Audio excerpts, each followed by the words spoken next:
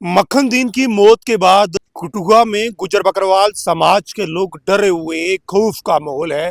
जब हम 2 दिन पहले वहां पर पहुंचे और गुजर बकरवाल समाज का कहना है कि पुलिस हमें हरासमेंट कर रही है अगर हम एक दूसरे के घर भी आना जाना रखते हैं। अगर लोग अपने घर पे दुआ करते हैं, उसकी दुआएं मगफिरत मांगने के लिए जाते हैं, तो उनकी भी रोक टोक होती है। आज तमाम बुकला हजरात ने एक प्रेस वार्ता की जिसमें सीबीआई इंक्वायरी का जो है वो उन्होंने कहा कि सीबीआई इंक्वायरी होनी चाहिए। तो इन्हीं सब पे बातचीत करने के लिए हमारे साथ मौजूद हैं एडवोकेट शेख शकील, जो लगातार बुलंद आवाज़ जम्मू की जो लगातार उठती है और पूरे जम्मू कश्मीर में गूंजती है और लोगों के एक बड़े मसीहा बने हुए हैं। शकील साहब, बहुत बहुत शुक्रिया वक्त देने के लिए। जानना चाहेंगे कि आज आप सुबह आप लोगों ने एक बड़ी डिमांड रखी है, तमाम बुकला हजरात वहाँ पर खड़े थे, तो आपको लगता है कि मक्खनदीन को इंसाफ मिलेगा? सबसे पहले तो मैं आपको बताऊं कि हम मशकूर हैं हमारे फार्मर एडवोकेट जनरल और सीनियर एडवोकेट और रियासत जम्मू कश्मीर के मारूफ क्रिमिनल लायर मोहम्मद असलम गोनी साहब के कि उन्होंने आज हमारी नुमाइंदगी की। उन्होंने आज यहाँ मीडिया ब्रीफिंग में ये बात कही कि जो मक्खनदीन का जो डाइंग डिक्लेरेशन है, जो उसकी वीडियो है, वो कंक्लूसिव एविडेंस है एक क्रिमिनल केस रजिस्टर करने के लिए। उन्होंने कहा कि जो उसने अपने मरते समय मस्जिद के अंदर कुरान सर पे रख कर जो उसने बयान दिया है कि उसके साथ 3rd डिग्री टार्चर हुआ है और उसकी बेइंतहा पिटाई हुई है और उससे उगलवाने के लिए जिस तरीके से मारपीट की गई और फिर उसने अपनी जो है जान ख़त्म कर ली। तो according to renowned expert Aslam Goni sahab, ये सफिशेंट है एक कस्टोडियल टार्चर का। और उन्होंने ये भी कहा, उन्होंने कहा ये सुसाइड नहीं है, ये मर्डर है। तो हमारी अब ये डिमांड है कि फ़ौरन एक क्रिमिनल केस जो है वो रजिस्टर किया जाए और दूसरा इस केस की जो तफ्तीश है, जो इन्वेस्टिगेशन है, इसको सेंट्रल ब्यूरो ऑफ इन्वेस्टिगेशन को दिया जाए ताकि इम्पार्शल इंडिपेंडेंट तरीके से इस केस की इन्वेस्टिगेशन हो कि वो क्या हालात बने कि एक शख्स 26 साल का जो हिफ्ज़ कुरान है, जिसकी एक 6 माह की बच्ची है और दूसरी 2 साल की बच्ची है और ख़ुद वो 26 साल का, उसको ऐसे क्या हालात रोनमा हो गए कि उसको जहर खाकर अपनी जो है ज़िंदगी ख़त्म करनी पड़ी। तो लिहाजा क्योंकि ये बैकवर्ड लोग हैं, अंडर प्रिविलेज लोग हैं, ट्राइबल कम्युनिटी है, आपको पता है पहाड़ों पे रहते हैं, माल मवेशी इनके साथ होता है, इनको नहीं पता एफआईआर क्या होता है, पर्चा देना क्या होता है। तो इनके लिए ही ये जो सारा सिस्टम बना है, सुप्रीम कोर्ट भी कहती है कि इन लोगों को कानूनी इमदाद की ज़रूरत है। तो हम बड़े मशकूर हैं कि गोनी साहब सामने आए हैं, उन्होंने ये वॉलंटियर किया है कि हम सब लोग जिसे कहते हैं ना रल मिल के इस ट्राइबल बच्चे को इंसाफ दिलाने की पूरी कोशिश करेंगे और इस केस को इंशाल्लाह आप देखेंगे लॉजिकल कंक्लूजन पे ले जाएंगे। और वो तमाम लोग जिन्होंने ब्रूटल, इनह्यूमन और 3rd डिग्री टार्चर मक्खनदीन के ऊपर किया, आप देखेंगे वो लोग इंशाल्लाह सलाखों के पीछे जाएंगे। और इंशाल्लाह हमारी पूरी कोशिश होगी कि अगर इसमें कोई भी देरी की गई या इसमें कोई किसी को शील्ड करने की, बचाने की कोशिश की गई, तो हमें मालूम है कि इंसाफ के मंदिर का दरवाज़ा जो है वो कैसे खटखटाना है। शकील साहब, 2 दिन पहले हम वहाँ पर पहुंचे और हमने देखा कि एक दहशत का माहौल है। सीआरपीएफ के जवान वहाँ पर उनके घर को पूरा कवर किया हुआ है, पुलिस तैनात है वहाँ पर। एक हमारी बहन बेटियाँ, उनका घर से जाना मुश्किल हो रहा है, वरना बड़ा एक दहशत का माहौल है, लोग डरे हुए हैं, खौफ का माहौल है।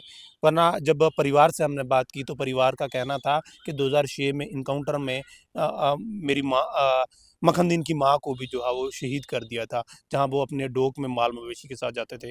वरना हम डरे हुए हैं, खौफ से घबराए हुए हैं। जब उनके बाप से बात की तो वो रो पड़े। तो क्या ये इंसानियत कहीं ना कहीं शर्मशार हो रही? देखिए रूबन भाई, मैं आपको एक चीज़ कहूँगा। सबसे पहले ये जो हमारी ट्राइबल कम्युनिटी है गुजर बकरवाल, ये रियासत जम्मू कश्मीर अब बदकिस्मती से यूटी है, यहाँ थर्ड लार्जेस्ट पॉपुलेशन है हमारे गुजर बकरवाल। ये लोग नेशनलिस्ट लोग हैं, इन्होंने हमेशा हाथों में तिरंगा रखा है और ये बॉर्डर्स के ऊपर भी हैं, पहाड़ों के ऊपर भी हैं, चोटियों के ऊपर भी हैं और चरागाहों में भी हैं। और जिस तरीके से अमन की बहाली में इस कम्युनिटी ने काम किया है ये सभी लोग जानते हैं, मुझे बार बार ये दोहराने की ज़रूरत नहीं है।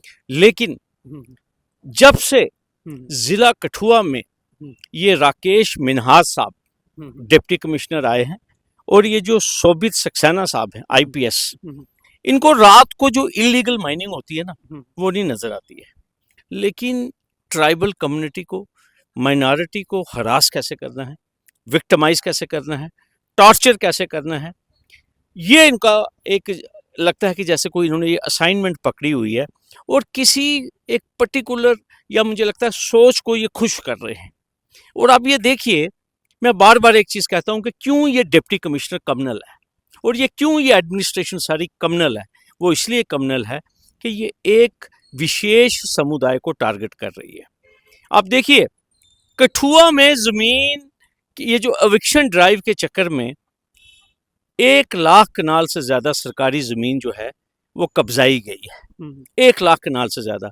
लेकिन जब भी नोटिस इशू होगा, किसी मोहम्मद शफी को होगा, सन ऑफ सवारदीन को होगा, किसी खालिद को होगा, किसी शेख शकील को होगा, किसी रूबन चौधरी को होगा, इनको और कोई इंक्रोचर जो है ना, सिर्फ डिप्टी कमिश्नर को, जो मैं ये कहूँगा कि शाम को आराम से बैठते हैं, इनको कोई परवाह नहीं है कि रावी का सीना छलनी हो रहा है। जो लैंड माफिया या ये जो माइनिंग माफिया है उसने तबाही बर्बादी की हुई है और बच्चा बच्चा कठुआ का कह रहा है कि बड़ी करप्ट एडमिनिस्ट्रेशन है ये।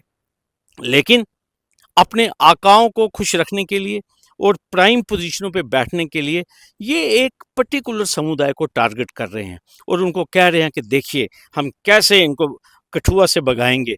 ये सोची समझी साजिश है रूबन भाई, आप मेरी बात सुन लीजिए। हम एक्सपोज करेंगे इन चोरों को, ये मैं आपको बताऊंगा। ये चोर हैं, डाकू, और डाकू भी बड़ा कम लफ्ज़ है इन लोगों के लिए। मैं आपको बता नहीं सकता हूं, जब से मैंने कठुआ ज़िला की एडमिनिस्ट्रेशन के ऊपर बात करनी शुरू की है, मेरे पास इतना फीडबैक आया हुआ है, इतना रिकॉर्ड है कि मुझे ये भी पता है कि किस होटल में बैठ के लेन देन होता है, कहाँ पंजाब में कहाँ लेन देन होता है, ये भी हमें मालूम है। लेकिन मैं रोब्स पहने हुए हैं, मैं एक मर्यादा में बंधा हुआ हूँ, ठीक है, तो मुझे भी अपनी हदें जो है ना मुझे मालूम। लेकिन मैं एडमिनिस्ट्रेशन को यही तभी बार बार कह रहा हूँ कि आप अगर चाहते हैं कठुआ में, सांबा में माइनॉरिटीज़ वो डरे ना, वो अपनी मर्जी से अपना जीवन व्यतीत करें, तो आपको अपना माइंड सेट चेंज करना पड़ेगा। आज मैं खुल के ये बात करूँगा, इन दोनों ज़िलों में ये ट्राइबल पॉपुलेशन डरी हुई है। मैं क्यों ना सच बोलूं, बिल्कुल क्यों, क्योंकि सबसे बड़ी दिक्कत हो रहा है रूबन भाई कि इस कम्युनिटी में लीडर बहुत है। आपको पता है 7 या 8 एमएलए हैं और हमेशा रहे, और 2 एमपी हैं इस वक्त। एक मेरा भाई एमपी गुलाम अली और दूसरे एमपी हमारे मियां अल्ताफ साहब।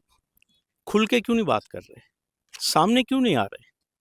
इसी कम्युनिटी के तो वो पीर हैं, इसी कम्युनिटी के तो वो नुमाइंदा है, तो क्यों नहीं खुल के बात कर रहे अपने लोगों के लिए? क्या घबराहट किस बात की है? मुझे अपने भाई के ऊपर, मैंने हमेशा अपने भाई की अच्छाई की है और मुझे उससे प्यार भी बहुत है, ज़मीनी सतह से उठा है मेरा भाई गुलाम अली। लेकिन आज चुप क्यों है वो? गुलाम अली साहब क्यों नहीं पहुंचे बिलावर? क्यों उस नमाज जनाजा में उन्होंने शिरकत क्यों नहीं की मेरे भाई गुलाम अली ने? और मैं अपने भाई गुलाम अली को बताना चाहता हूँ, जो लोग नमाज जनाजा में जाना चाहते थे उनकी गाड़ियां रोकी गई, नाम पूछ पूछ के लोग बसों से उतारे गए। तो अभी भी जो नुमाइंदा जिसको राज्यसभा में इसलिए भेजा कि वो ट्राइबल्स की बात करेगा, तो उनको बात करनी चाहिए ना।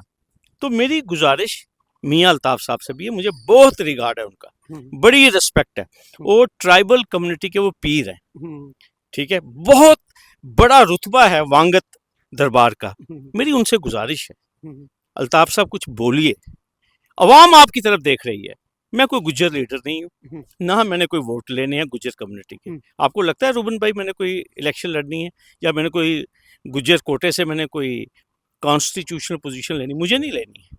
लेकिन एक दर्द है, एक तकलीफ है।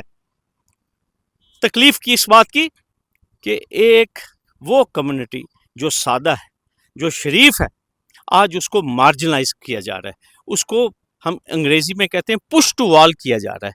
इस बात के लिए कि उनके नुमाइंदे बात नहीं करते, उनके लोग बात नहीं करते। और आज हमारे जम्मू कश्मीर के लोग और ये गुज्जर समुदाय हमारे चीफ मिनिस्टर की तरफ देख रहा है, हमारे चीफ मिनिस्टर उमर अब्दुल्ला साहब की तरफ देख रहा है। उमर साहब, हमें मालूम है आपकी मजबूरियां, अभी आपके पास होम डिपार्टमेंट नहीं है, अभी यूटी है, लेकिन आप पॉलिटिकली तो बात कर सकते हैं, आप खुल के बात कर सकते हैं। उमर साहब, आपको बिलावर जाना चाहिए, आपको जख्मों के ऊपर मरहम लगानी चाहिए। और आप देखिए, मैडम महबूबा ने बात की है, इल्तिजा मुफ्ती ने बात की है, इल्तिजा वहाँ पहुंची भी हैं, कल उनको प्रेस कॉन्फ्रेंस करने से भी मना किया है। आप सोचते नहीं इस बात के ऊपर? जो लोग बात करना चाहते हैं इस मुद्दे के ऊपर, उनको क्यों रोका जा रहा है? आप मुझे बताइए, कुछ ये छुपाया क्यों जा रहा है? आप मुझे बताइए। एक यूटी जिसके एलजी कहता है कि मैंने रूल ऑफ लॉ एस्टैब्लिश करना है, क्या एलजी साहब आपने वीडियो नहीं देखी? आपकी आंखों में आंसू नहीं आए उस बच्चे के लिए? क्यों नहीं आया आपकी आंखों में आंसू? आपका अभी तक बयान नहीं आया एलजी साहब, क्या बात है? आप हमारे बादशाह हैं इस वक्त यहाँ पे। वो एक मासूम बच्चा है, उसने कुरान रखा सर के ऊपर। आप इसलिए नहीं बोल रहे कि वो गरीब है, वो अकलियत में है, उसका कोई माई बाप नहीं है, उसकी कोई वकालत करने के लिए कोई नहीं है? ऐसा नहीं है, जिसका कोई नहीं उसका तो खुदा है यारो। तो मेरा रूबन भाई आपको ये बताने का मकसद ये है कि ये एक गुलदस्ता है जम्मू कश्मीर।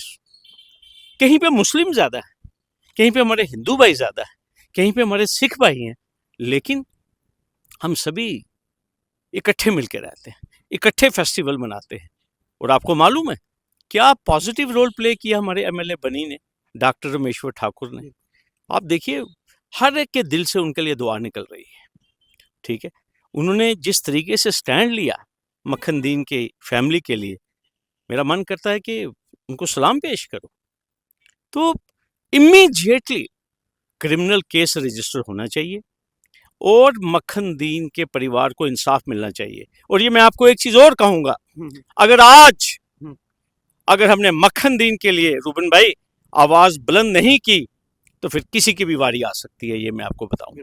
ये खूंखार भेड़िए जिन्होंने 3rd डिग्री टॉर्चर किया है, उनको मैसेज देना बड़ा जरूरी है। बेशक मैं आपको एक चीज बताऊंगा, मेरी बातें तो उनको बड़ी चुभती होंगी, ठीक है, लेकिन किसी रब्बे जलील को जवाब देना है या नहीं देना है, अल्टीमेटली आप मुझे बताइए। या मैं ये सोचूंगा नहीं यार, मेरी तो वकालत बड़ी अच्छी चल रही, मुझे तो अपने केस ही लड़ने चाहिए, ठीक है, लेकिन कहीं पे हिसाब देना हमने रूबन भाई। हम जिस फेथ के मानने वाले हैं, हम कहते हैं ना कि रोजे महशर के दिन हिसाब देना है, तो उस दिन मेरा मौला मुझसे पूछेगा ना कि मक्खन दीन ने जहर खा के जान खत्म कर दी टॉर्चर की वजह से, तो शेख शकील तू पैसे बना रहा था, तू लाखों रुपए फीस ले रहा था, और तुझे मक्खन दीन के लिए, उस गरीब के लिए, उसके लिए कोई वक्त नहीं था। तो ये एक ड्यूटी है जो मैं परफॉर्म कर रहा हूँ, मेरे बाकी साथी परफॉर्म कर रहे हैं, और जो ड्यूटी आज असलम गोनी साहब ने भी परफॉर्म की, अनवर चौधरी साहब कर रहे हैं, जुल्कर जी कर रहे हैं, मोहम्मद अकरम चौधरी कर रहा है, आजम चौधरी कर रहा है, और मेरे बहुत सारे साथी जो बोल रहे हैं इसके ऊपर, मैं सबका मशकूर हूँ। और ये बड़ा क्लियर सिग्नल हम देना चाहते हैं। क्या सिग्नल है?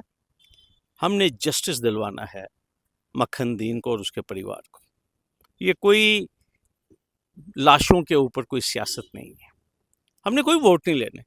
हाँ, हो सकता है पॉलिटिकल पार्टीज की कोई मजबूरी होगी कि उन्होंने गुज्जर कम्युनिटी को खुश करना है, लेकिन एडवोकेट्स ने किसी को खुश नहीं करना है। ये मैं आपको बिल्कुल इंसाफ दिलाना, ये मैं आपको बताऊंगा। नहीं तो आपको पता है, अदरवाइज हम तो प्रोफेशनल्स हैं, फीस लेते हैं, काम करते हैं, लेकिन कोई काम प्रो बोनो करने पड़ते हैं।